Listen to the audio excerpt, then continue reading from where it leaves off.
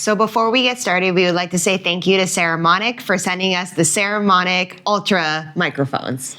Yeah, we're reviewing this today. This is our preliminary review. We haven't used it extensively yet. We're just starting to get a feel for it. But we thought it'd be pretty interesting to at least give you the quick version of what this brings to the table. And to be entirely transparent here, we're getting this for free. Thank you, Saramonic. But they actually gave us an option between 3 different models. There's a model below this called the Saramonic Air, which we really felt we didn't need because right now we're using our Hollyland Lark M2s. Yep. That's what we're currently recording with. And the Saramonic Air is essentially the same thing. There are some minute differences, but it serves a purpose we already fill. Yeah. And the Hollyland Lark 2s do a very good job of it. They're also a very small unit, and we like to be able to use small mics like this because it doesn't really get in the way. To give you an idea of scale, this is the case for the Hollyland Lark M2, and this is the case for the Saramonic Ultra. So this fits in the pocket, this fits in my purse. Yeah, exactly, right? So obviously there's a difference in purpose here. There is a reason why this is significantly larger, and we'll get into that in this particular video. But we'll also follow up in the near future with a full video on this particular mic set and what they're fully capable of. But for this video, we're going to talk about why we got it. Yeah. Why we chose this. There's also one model above this that takes it to the next level, but again, you're talking about an even larger device, and size matters, right? We're always trying to look to make things as portable as possible because we travel a lot on this particular channel. Yeah. So right now we're recording with the Hollyland Lark M2s. We are going to switch in a moment to the Saramonic Ultras, but before we do that, so let's get into what actually comes in the actual kit. Of course, you've got the charge block, right? The case they sit in, and we've yet to run out of a charge, so we haven't fully tested that yet, but that'll show up in our next video. Videos. That's right. You get 2 transmitters. They connect with either clips or magnets, and they're very strong magnets, extremely strong magnets, so I don't think you have to worry about them falling off, even if you're doing some sort of sport. These things are strong.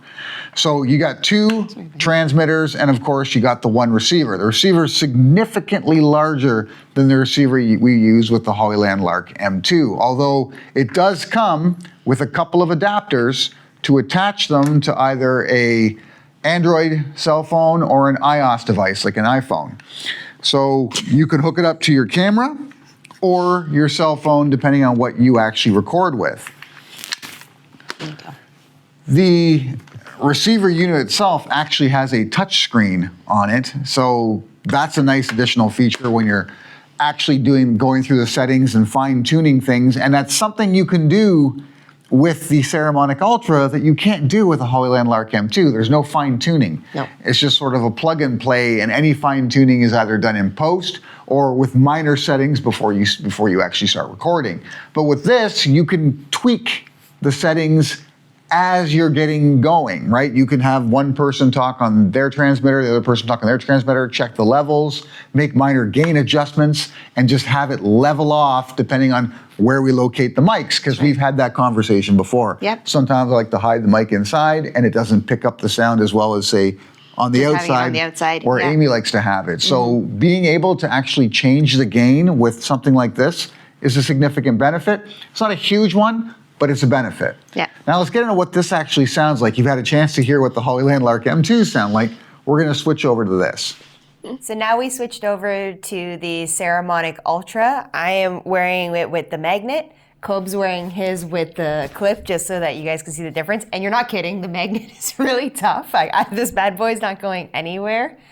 But to show you guys the difference in the sizes of the Saramonic and the Hollyland Lark 2, like, holy smokes, right? So it's a big difference. But let us know in the comments, can you guys tell the difference between the sounds? Does this one sound significantly better than the Hollyland Lark 2? We don't know. Yeah, and sometimes maybe more natural isn't better. You don't necessarily want the more natural sound, you want the more dynamic sound. Yeah. So which one do you prefer? We've got these set at +3 decibels each, just so we could get a little bit of additional volume out of them. But we thought we'd just roll with it, and I'm not gonna tweak any of this in post, so you can hear the raw sound from the Hollyland Lark M2, and you can hear the raw sound from the Saramonic Ultra.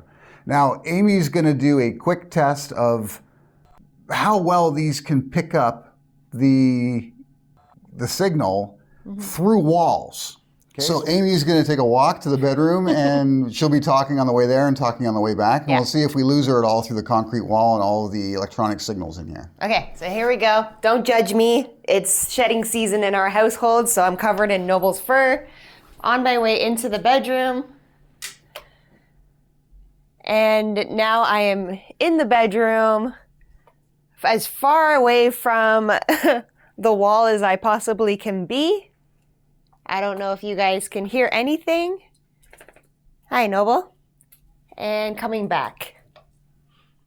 And I'm on my way back.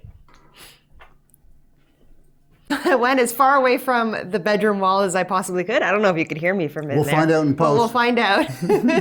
and yeah, made my way back. Hopefully it worked. We can tell you right now, if we use the Hollyland Lark M2s for that same test, it wouldn't work as well. Nope. They really require line of sight. They don't have a very long range, but that's something we've kind of worked around. Yeah. One of the reasons why we chose to go with this Saramonic Ultra is because there are times in our travels, especially, where one of us would like to be somewhere where the other one can hear them at a significant distance for recording purposes, Yeah. right? When we were in Singapore recently, Amy was up at the top.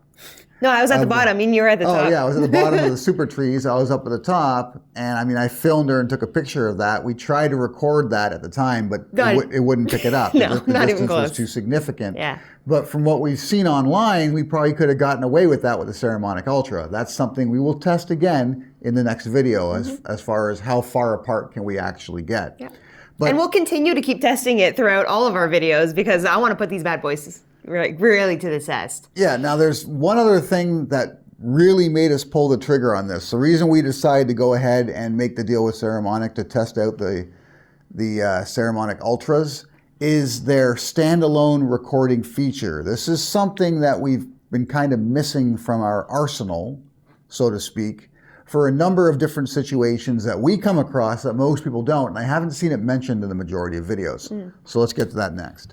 So something that the Saramonic Ultra is capable of that the Hollyland Lark M2s aren't capable of. There's a number of different devices on the market that are competitors to this product. They're not capable of it too. But it also works as a standalone digital recorder. So you don't have to have it hooked up to any sort of video device. You can just record into it, because it's got a built-in memory capacity, your own audio. And that comes into play for us whenever we enter somewhere that we're visiting that does not allow you to shoot camera footage. Like no cell phones, no cameras, no metas. Like they're starting to watch for that now, right? So you're not allowed any sort of video recording, but there's nothing that stops you from doing an audio recording, from just talking your way through it.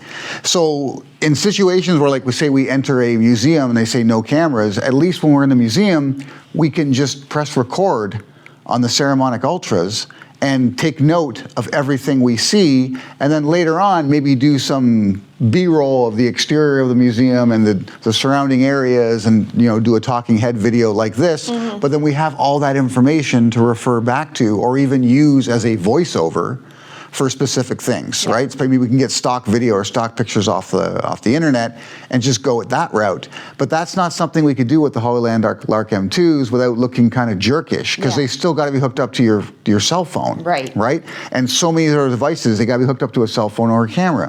In this case, you don't have to do that. You can just have it clipped to you like this. And what I'm going to do is I'm going to stop talking, and I'm going to take off the Hollyland Lark M2 that we're using now.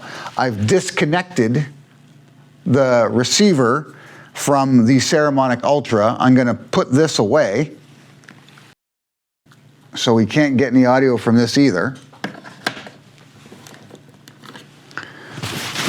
Putting away my mic.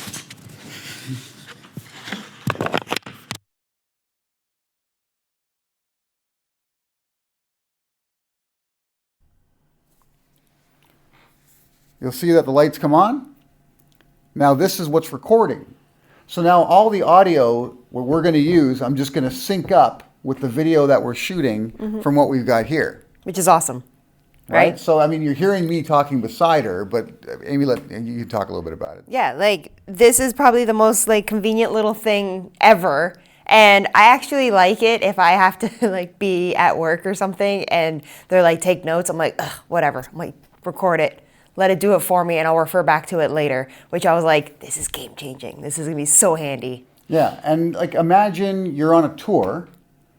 You can crank the gain up on this so it can pick up a wider area. And you can get the tour guides. And then stay closer. You just stay closer to the tour guide so you can have them record everything for you, essentially. You can get the whole tour's information from the tour guide on your audio recording to use later, depending on how you want to access it. If it's just for information, if you want to use it as a voiceover, you want to take somebody on the tour with you, it gives you that ability. That's not something you can achieve with those little tiny small clip-on mics. You can't control the gain. They don't have much of a area of use as far as what it can pick up outside of you. That's right. And if you do want it to keep it a little more discreet, these also have lav mics that come with the kit. Which we haven't tested yet, so. We haven't tested yet. That's something we'll test later. But you can get two kits. You can get a kit that comes with just the receiver units. You can get a kit that comes with the receiver units and the lav mics. It's like an extra $30 or something. But the lav mics are supposed to be quite high quality, and for $30, that's worth it. Yep, 100%. So we figured, go ahead, give us the lav mics because we're going to want to test those as well. But if you don't want it to be so blatant, you don't want this little brick Touched you. out there with a shining light, people wondering what's going on, you could tuck it inside your jacket or something and just have a little tiny lav mic clipped on the inside of your collar, and that way you can take notes as you go along. Right. So this is the main reason we decided to do this. This is something we really didn't have. Yeah. And the closest thing we had was like the old Zoom F2 and the Tascam DR10, which are personal digital recorders, but you had to use a lav mic. Yep. They are not nearly as discreet as this Well, because all of the functions are built into it. And we had wires, right? So you had to like tuck it into your have to shirt, use a wire. put it in your pants. It was just They like, didn't have magnetic attachments. No. You had to clip it to something, and the clips weren't even that great. So this is far more convenient, and convenience means you'll use it. yes. Right? That's true. That's one of the biggest things about a lot of the devices we've purchased over the years is that as good as some of these devices may be, we don't use them all that often if they're a hassle to use. Yeah. If it's difficult to use, you're like, I don't care how good it is. It's a pain in the ass to use, so I'm just not going to bother. Yeah. Being able to just magnet this to you and press record. Yeah.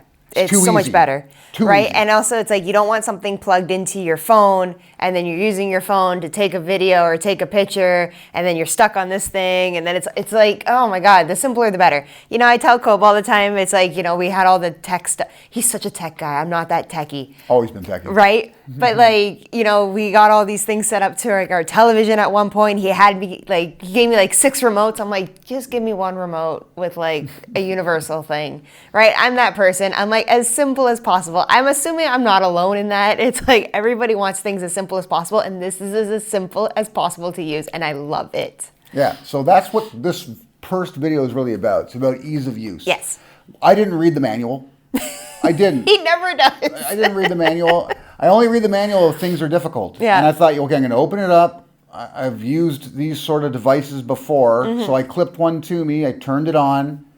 I found the power button on the receiver. I turned it on. I plugged it into my phone, and I started recording. And then I played it back, and I wanted to see did it record, and it did. Yeah. So I mean, it was Done and done. It was like Check, a check. no-brainer. Yeah. There's one tiny little, the typical quick start guide. That's one sheet that comes in with the kit. It's got a QR code that can take you to the full instructions, which I have not used yet. I may look at that before our next video, but I just looked at the quick start guide, and all the quick start guide really told me was how to attach the adapter for my Android phone to the receiver. That's all I really took from it. Yeah. Other than that, it was very obvious which button turns them on, which button turns the receiver on, and then I just pressed record on my cell phone. Perfect. And we were good to go. Yeah. Right? So it's very simple, and ease of use is so important when it comes to technology, because the harder it is, the less likely you are to use it.